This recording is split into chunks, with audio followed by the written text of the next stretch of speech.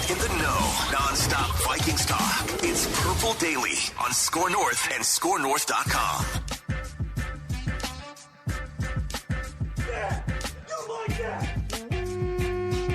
Welcome in to Purple Daily. Daily Vikings entertainment. We just want the Vikings to win a Super Bowl before we die. And we generally reject 500 football around here. And we were happy with last year's result. But if you're ever wondering, I feel like once every few weeks we have to sort of reset sometimes on Purple Daily and Minnesota sports with Mackie and Judd. If it ever feels like we're too negative or too critical, that might be true, but it comes from a place of wanting championships. All right, so just lay those ground rules here. Mm-hmm. There is nothing wrong with setting standards for your local teams. Sports standards is what we call them. It's a Feedback Friday here on Purple Daily, which means we basically just give the keys to you guys, the audience, and we just read as many of your questions, comments, takes, speculation as we can get to. The best way to hit us up every week is through the Score North app. There's a feedback tab, and you can send us messages for Feedback Friday. You can send Declan a message to get on Write That Down. Send us whatever you want. So, actually, someone sent us a funny screen grab of this will be on Mackie and Judd today. It's a twin statistic that I think you guys will find interesting on the other version of Feedback Friday. But the show is presented by TCL, now an official partner of the NFL. No matter what you watch, TCL has award-winning TVs for any budget, any space, all with stunning picture quality. And TCL brings more than just TVs. They offer mobile products, audio devices, home appliances. TCL brings you joy and simplicity through innovative technology. Learn more at TCL.com. And a reminder, April 27th, it is the Surly Draft Party at Park Tavern, the second annual draft party, and we are pumped. We want to meet as many of you as possible. It's at Park Tavern in St. Louis Park, 6 o'clock start time on April 27th for the first round of the draft. 7 o'clock-ish is when we're going to go live on the Purple Daily YouTube channel. So we've already heard from some people that are planning on traveling in from outstate, which is awesome. So, and Judd has plenty of hotel recommendations for you. You can always just slide into his I'm all DMs. over it. I am all over it. I will help out. I will do whatever. Spare bedroom in the Zolgad house, too? No, you can't have that. Nope. Stella does not like guests. But that's okay, because there are plenty of hotels and motels if you elect to go cheap. Holiday Inn. In the Say area. what? Well, the Holiday Inn's nice. And we should also mention that we are going to have, Before I Die, the new version relaunched on tap and in cans. And I'm going to tell you right now, the cans are extremely cool and they're new. So they're not the Before I Die cans from this past season. It will be relaunched permanently in May by Surly, but for one night, you can get a preview of Before I Die. Love it. Awesome. So, yeah, we're pumped. We're looking forward to meeting as many of you as possible and cheersing. So, yeah, let us know. Hit us up on Twitter, too. Just, I'm going to show up so we can make sure that we carve out time to say hi. All right. I would say some of these are going to fall under the category decks of Vikings trade speculation. Ooh. All right. So, Southern Exile chimes in and says, I've appreciated the reckless speculation and draft education you've provided us the last few weeks. Any chance or logic of Kwesi being a poker player and wheeling and dealing some stuff behind the scenes to offload a combo of Cook, Za'Darius, and or Hunter for some draft picks? And assuming so, could those picks be packaged to move up in the first round? If not, do you see these moves happening after the draft? You guys make the offseason fun. Keep up the good work. Thank you, Southern Exile. I'm going to reframe this question, and I'll throw it to Judd here first. Cook, Za'Darius, Hunter. How many of those three are on the team for week one? How much draft capital do they get in return if they trade them? Unless they got a ton of draft capital, and I don't know that they can. Danielle Hunter is on the team in week one. I'm not saying he can't be traded. I'm saying the asking price on him is going to be different than the other two. I think Dalvin Cook and Za'Darius Smith are both gone. Okay. So now if somebody comes to you and says, I got a first round pick, Danielle Hunter's ours for a first round pick and something else, I don't know. Then I think that there's a possibility there. And we also don't know, like, contractually, if there's some quibbling behind the scenes about his contract. But just prediction wise, I'm going Za'Darius Smith gone, traded. Dalvin Cook traded. I'd say that's 95%. I'll be shocked if he's on this team Cook, on opening yeah, day. me too. And yes, and Danielle Hunter here. Dex?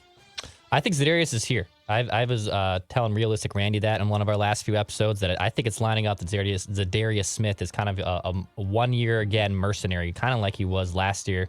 Then they cut bait. It makes a lot more sense to cut bait after this year financially.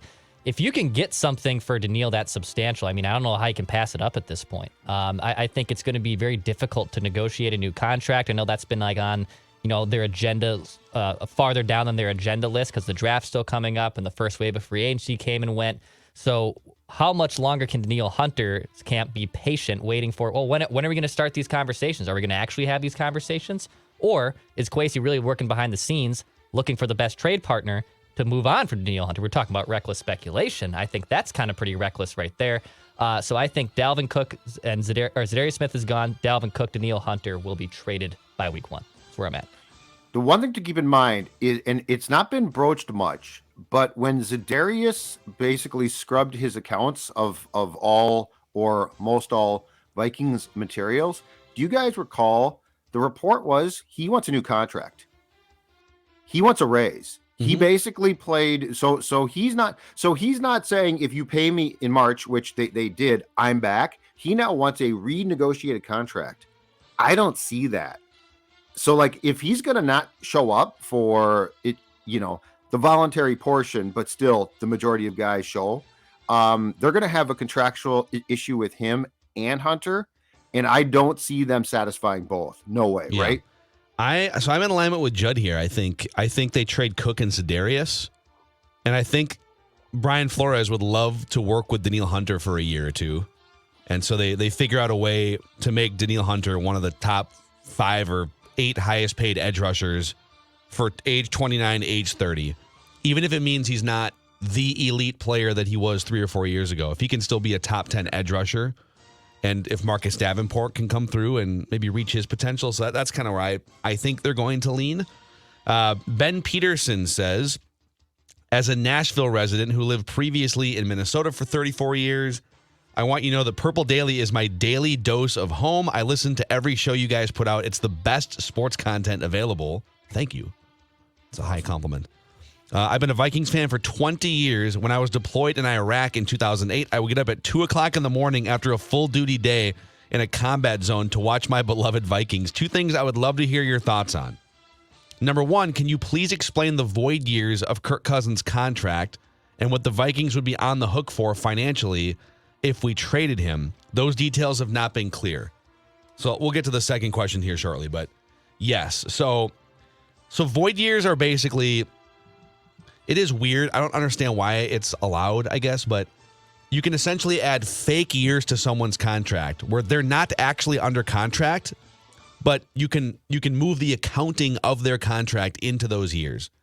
So when you give a guy a signing bonus, that signing bonus gets prorated evenly throughout the remainder of the contract. So if we sign Judd Zulgad to play wide receiver, and it's a 4-year contract with a $20 million signing bonus, Judd gets the $20 million signing bonus at signing. So congratulations, you're rich. You now have $20 million.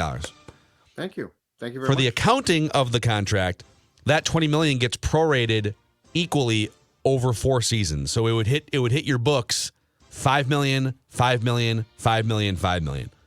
You can add void years to a contract. Like, let's say, all right, we want Judd to be under contract with us for 4 years, but we want to actually add 2 void years to make the cap hits less while he's with us. Then that $20 million gets spread over 6 years, even though Judd's only under contract for 4. Once Judd is gone from the team, all of the money in the void years on your books comes off the books that year. You don't have to keep paying for so the Vikings have tacked 4 void years to Kirk Cousins' contract now, going back to the last time they negotiated with him and going back to this latest sort of restructure. So he's under contract for this year with void years in 2024, 25, 26, 27. That doesn't mean they're going to be accounting for him on the books in 2027. Once he's gone, let's say this is the last year, then all of the money they have spread out for cap purposes hits your books in 2024. So as of right now, Kirk's cap hit for this year is $20 million, which is actually like the lowest his cap hit has been as a Viking. Yep. It's only 9.2% of the cap. So congratulations. We finally got there with a cap number. Oh, now the roster has completely eroded on defense. Yeah. And the Vikings will be on the hook. If that's the end of his contract, the Vikings will be on the hook for $28.5 million in dead money on their books next year with him gone. So he's more expensive to the Vikings books next year than this year, even though he won't be playing for them potentially next year. And they did that because they wanted to clear some space. Bravo, Phil Mackey. I love how we use Judd for the void years. Judd, let's look at Judd's career here. His contract, it's coming up. Phil Brzezinski. So hopefully that makes sense. It's all kind of confusing. I am not like the foremost authority. It'd be great if we could just get Rob Brzezinski on once a week to talk about this stuff. Just in theory, Rob. Let's say you had a quarterback who is 35 years old. Would you really want him once a week? I think that might be old. Oh, yeah, once a year would be fine. And then the second question from Ben here is, I think we're missing a massive piece to the draft conversations by neglecting to talk about Jalen Reagor. This is a former first-round pick who went ahead of Justin Jefferson. I know he screwed up that awful route in the greatest comeback ever against the Colts, but he's a crazy talented guy, and could be with the right coach. Could he be Percy Harvin, basically, with the right coach? I am recklessly speculating the Vikings will not go with a receiver in the first round, and they will go with Jefferson, Reagor, and Osborne in 2023. What are your thoughts on Reagor? I think the Vikings took a look, and you could justify his presence because going into the season, they were in dire need of somebody to return punts who had done it and could do it. I understand the question, and I understand those points. I don't know if the Vikings agree. I feel like his role would have expanded as the season progressed if they had liked him more. Because like for all of this, well, you can't know the system without a full training camp. I mean, TJ Hawkinson stepped in his first game and caught like 8 passes. So I don't think the Vikings were, and I don't think O'Connell was as enamored with Reagor's talents and abilities as he hoped to be. So do I see him surpassing KJ Osborne and going into the second slot to Jefferson? I feel like we would have seen that more start to unfold last season if that was the case. So unfortunately, no, I don't see it. I get the optimism. I get the fact that he's an interesting stock. He's 23 years old, and he was a first round pick. He was taken before Jefferson. But the fact that he's played for Philadelphia and Minnesota now in parts of 3 seasons, he has 72 catches in 3 years. Just kind of a red flag. I don't know. Is there something more there? Yeah, probably. Is he a number 2 wide receiver behind Justin Jefferson at this point? I'd be shocked if he went from being this big of a bust to just like, oh, it's his 4th year and he's going to go catch 80 passes as the number 2 wide receiver. I'd be shocked. Wasn't there a game too where, I think we were kind of saying that he should get a little bit more touches and, more situations on the field. Wasn't there a game where he butchered a route or fell down or dropped a ball towards the late of the year? And like, oh, that's why Jalen Reagor is not playing maybe as much as he did. I think he's a replacement level receiver essentially at this point. Dominic Peppers chimes in here. Oh no, my sheet refreshed here. Oh, that's worse. My Google Chrome has been crashed. It crashes twice a day. It also might be because my laptop is almost 10 years old and I probably have malware all over it. That's why. Yep, that's definitely why. Well, what are you watching on your Chrome when you're not doing and you're not doing sports stuff? Like what's on that screen? If you're asking what I stream on, it is not this laptop. I bought a Chromebook 3 years ago strictly for streaming. It has not left my entertainment center in 3 years. That doesn't cross over here, Zolgad.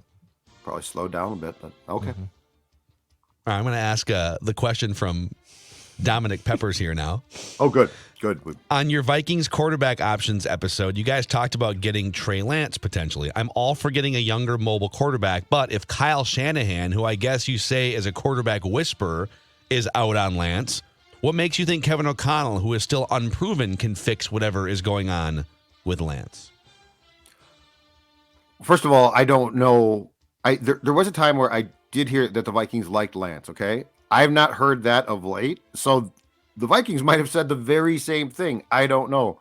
I feel like with Lance, I don't think Shanahan is out on Lance. I think that Lance got hurt in week 2, as we've been talking about quite a bit this week, Phil. This San Francisco team looks prepared to pop.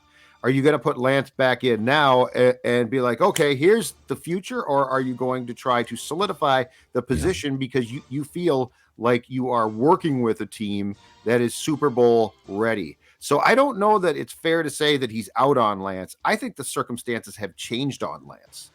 And I'll take what you just said and kind of the 49ers in every other place are in a different spot timeline-wise than Trey Lance is right now. There's still a chance that Trey Lance could be a franchise quarterback. I don't know that the Niners have the luxury of finding out unless they know right away, right? Like they can't do what they did last year, which is let's dink around with Trey Lance for a little bit, and we don't know if he's good or not. Then he gets hurt, and they had Jimmy Garoppolo come in, and then Brock Purdy.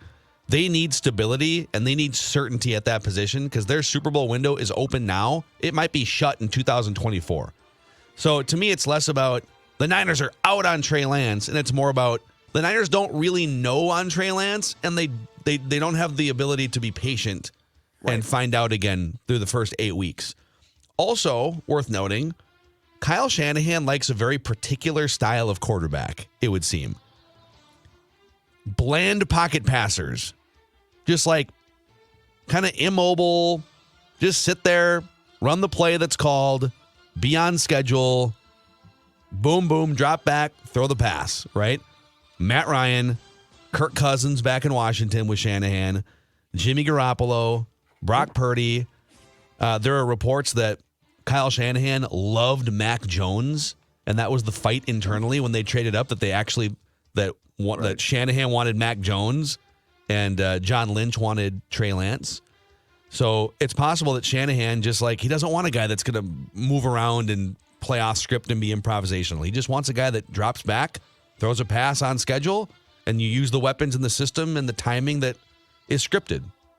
Go get Mac Jones then. He's available. Which they could. Yeah, they could, go dude. Get Mac Jones. Flip him. By the way, a little tease for Saturday's check down episode. A lot of you guys asked us about Mac Jones and should the Vikings consider. We're going to dive into that on the Saturday check down episode. So hang tight.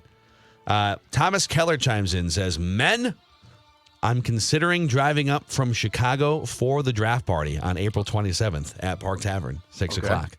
All right. If you can guarantee a hearty handshake from Judd, I will be there." Judd? A handshake? Yeah, of course. Hearty. No, a hearty handshake. Hearty. Just Put her in the big old put bit. her in the vice. vice. Go AP. Go 2-8. I heard Peterson had a really hearty handshake. Oh my God. Yeah. Let's do it. Let's get that handshake going. Yeah, Peterson would squeeze the life out of your whole arm and kind of tilt his head. I learned, though, the lesson there was this: you had to get in first. You had to bring the vice and not allow him to. So you show him that you're there, right? And you go in hard, and then he's like, "Oh," so he can't get. He wants the grip. It's like the Macho Man Hulk Hogan handshake. There's not two vices. It's one vice. It's like the Alexander Hitchens 90-10. You go 90, he goes 10. Yeah. You're going almost all the way. And then he goes the other 10. You come in like this, then he's got to come in below. He is neutralized. Yeah. All right, the next one here from Soda Sisyphus on Twitter. My wife just asked me, "Do you know that your son listens to that Purple Daily show even when you're not around?" 10 seconds later, my 10-year-old son walks to the living room and yells, "I want a mock. Mock." God, what a great kid. It's epic. That kid's on the right track in life. Yes, he is. So we've got 10-year-old son of Soda Sisyphus is hooked, at least What's up, on 10-year-old? our mock draft segments. That's awesome. Thank you. It's cool.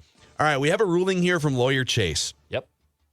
So earlier in the week, we had some controversy or just some questions about Judd made a couple predictions that were similar on both Purple Daily and on Mackie and Judd. Write that down. That there would be a credible report that the Vikings discussed trading Kirk Cousins. So Lawyer Chase chimes in. He's the official chief counsel of Purple Daily. We, the audience, were asked to decide whether Judd's prediction is a completion or a hit from Mike Florio's report. From its general definition, a credible report is information that is free of bias, backed with evidence, and given by a trustworthy individual or organization. Credible reports tend to be in-depth, relevant, recent, and published with the sole motive of providing information to the public. In football, most credible reports are given by large organizations. Nevertheless, even information given by a trustworthy individual or organization may not be credible. So, when a report is similarly reported between several news outlets, the likelihood of credibility increases. In this case, Judd's prediction is a completion or a hit. Chief Counsel Chase. First, the report was given by Mike Florio, a prominent talk show host on Pro Football Talk Live that airs on an NBC affiliate. Second, several different organizations reported the same story or similar narrative, like Sports Illustrated, Bleacher Report, and MSN. Critics argue that Mike Florio was joking or pushing a motive, as he mentioned that his son is always looking for trade possibilities with the Minnesota Vikings. However, this argument lacks merit. From Mike's reporting, he separated the report from his sentence about his son's reckless trade speculation. Indeed, he changed his tone and noted that there was legitimate talk about trading Cousins to the 49ers. As such, Judd's prediction is a completion. Thank you, Chase. Gosh. Checks in the mail. Money well spent. Very thorough. On retainer for whenever, day or night, whenever the shows need him, Chase comes in and saves the day. Amazing.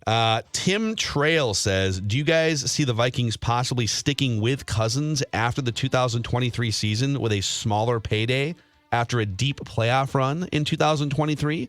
Let's say an NFC Championship game appearance, maybe just coming up short of the Super Bowl. Is this finally the year of the Super Bowl or bust with Cousins? I know everyone's ready to move on, myself included, but after a deep playoff run, what do you think the Vikings front office would do? Let's say they go to the NFC Championship game. Yeah, it's interesting he said that, because I do think that there is merit in that discussion, assuming Kirk and the team can get that far, which I have my doubts about. But let's just say that they do. He might come back, but he ain't coming back for cheap then. So, like, if they get to the conference title game, or dare I say it, just daydreaming here, the Super Bowl, Kirk very well might be retained, especially if he's been a key part of that, which I would imagine he has been. But at that point in time, it ain't going to be cheap. It might be short term because of his age, but it's not going to be cheap. So I would say, do I think there's a chance that Kirk comes back? Yes, absolutely. There's a chance. Do I think he comes back at like a huge salary reduction because he loves it here so much? No. If he had that much success, he's gonna cash in again. So Kirk is entering his age 35 season for this year. He turns 35 in August. So this time next year, he'll be entering his age 36 season. Let's say they go to the NFC title game, lengthy playoff run, whatever. Even though I feel like the Vikings kind of burned a little bit of a bridge, obviously, this year with an extension talk, they added void years. They don't really want to commit yet. Does Kirk, entering his age 36 season, really want to leave for more money for a new team, learning a whole new system when he's all about having comfort and he's all about doing a thing that he likes to do? I actually think Kirk might be willing to play ball a little bit more there. But the Vikings have clearly said we don't want to commit so far beyond 2023. Yeah. So if he comes back and says, you know what, screw it, I will play for less money. Do you guys want to negotiate some type of deal? There could be something at play there. But if he's entering his age 36 season this time next year, I don't know if he's just going to be looking for the bag again at that point. So I think there's what a logical person would do, and then there's what Kirk Cousins has done throughout his entire career. If they go to the NFC Championship game and they're like in this Super Bowl window and he's right in the middle of all of it as the starting quarterback, going to be 36 years old, his next goal should not be to twist their arms and break the bank again. Like, dude, you've made $250 million playing football. He should be more inclined to take less money next offseason if they make a deep playoff run and come up just short. Because it would prove then that they're taking steps and he's taking steps to eventually get to the Super Bowl pedestal. We're knocking on the door. As a team, we're knocking on the door. Is he going to go rogue then and say, yep, we're knocking on the door and I need $45 million a year and we need to get rid of some pieces to make it happen? Like, I know what Judd would say. Well, that's exactly what he's going to do. But I think a deep run makes it more likely he takes less money. I would like that, but and what's less though? Like, I mean, we know if that Star Tribune report is correct, and I have no reason to believe it's not correct. 10 to 12% of the team salary. Because I mean, cap. he basically said, I don't want Daniel Jones money, which is a fine thing to say, but he still wants to be paid exceedingly well. So like, that's the question.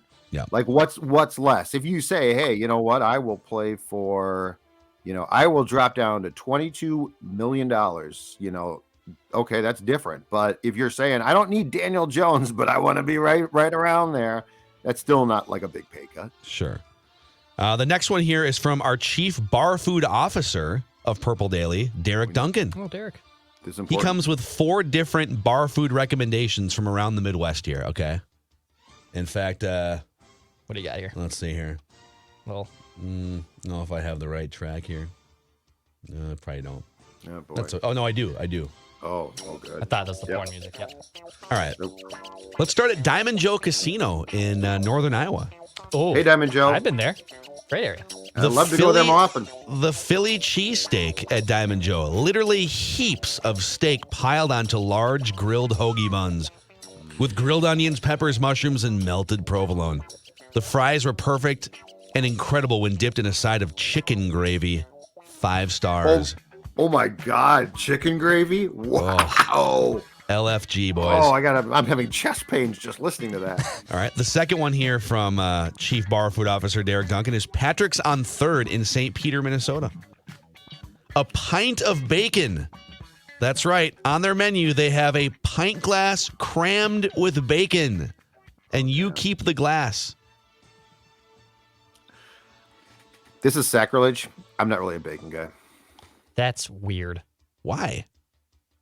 I'm just not. Don't ask me. Ask my taste buds. I'm just not a big bacon guy. I don't hate it, but I don't love it. All right. So if you're not a big bacon guy, though, if you had to prefer a chewy or a crispy bacon, which one are you going with? Crispy. Oh, really? I'm a chewy guy. What? But I'm just not a big bacon guy. Wait a second. One of you doesn't like bacon. You're not a bacon guy. And the other one wants like limp-wristed soft bacon? If it's not a BLT, what is wrong with you guys? If it's a BLT, I want crispy because, like, you don't want chewy as you're trying to bite into a sandwich. That's true. But I love. I mean, for God's sakes, I ate a steak that was basically from the actual cow. Okay, so I like rare stuff. I want to run the risk. Is this going to make me sick? Oh, that's where I'm at with my meat.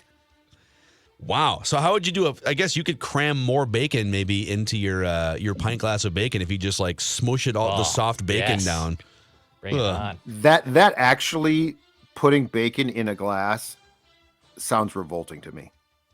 Well, you get to keep the glass. Yeah. We'll eat the bacon, you keep the glass. There's also an Irish meat shovel at Patrick's on 3rd. Corned beef, pepper jack cheese, sauce, fried onions on a pretzel bun. Love corned beef. Okay, Patrick's, I'm in. Okay, 2 more here. Norm's Wayside in Buffalo, Minnesota. Old Macadac's old stomping grounds.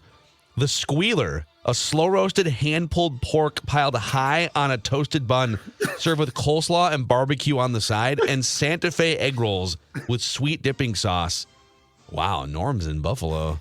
Oh, Talk dirty. That sounds good. And then Cedar Chest in Cross Lake, Minnesota. Drinks are under $5, by the way. Friday night fish special, generous portions of perfectly fried golden brown pollocks with rich, creamy au gratin potatoes, lobster bisque soup, or a side salad. Dude, au gratin potatoes. Just keep talking. Just say that really Derek. slow. Oh my God.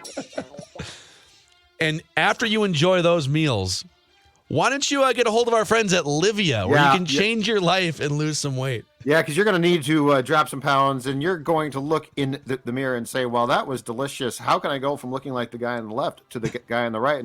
And right now you're saying, wait, Judd, Sports Dad, that's the same guy. I'm going to tell you, yeah, it's the same guy. It is Sports Dad. That's right, your Sports Dad. How did he drop the weight? Livia Weight Control Centers is where I started.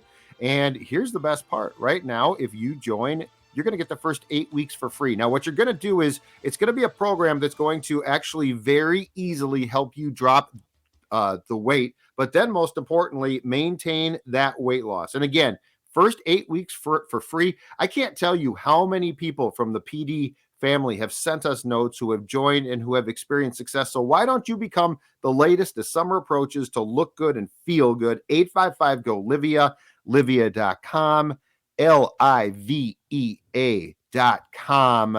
Check them out and drop that weight, and most importantly, keep it off. All right, one more here, and then we'll do more Vikings feedback on Mackie and Judd too. But Logan Ontvet chimes in and says, "Hey Mackie, I have to start this off by saying I love the show, but I disagree with you on Kirk Cousins. I honestly think we could win a Super Bowl with Kirk. However, I will meet you in the middle by going down a different path. I want to win a Super Bowl in 2023. So hear me out with this reckless speculation. First, Vikings trade Kirk to the 49ers for 1 third-round pick this year, and the Niners take his cap hits. I don't know that you can you do that? Like the void year cap hit? Like if you've paid Kirk, Kirk, what part of the cap hit? So they'll take his base salary. Right. But where I'm unclear, I guess, is if you've already paid Kirk a signing bonus and you have prorated it on your books, can they just take some of that cap?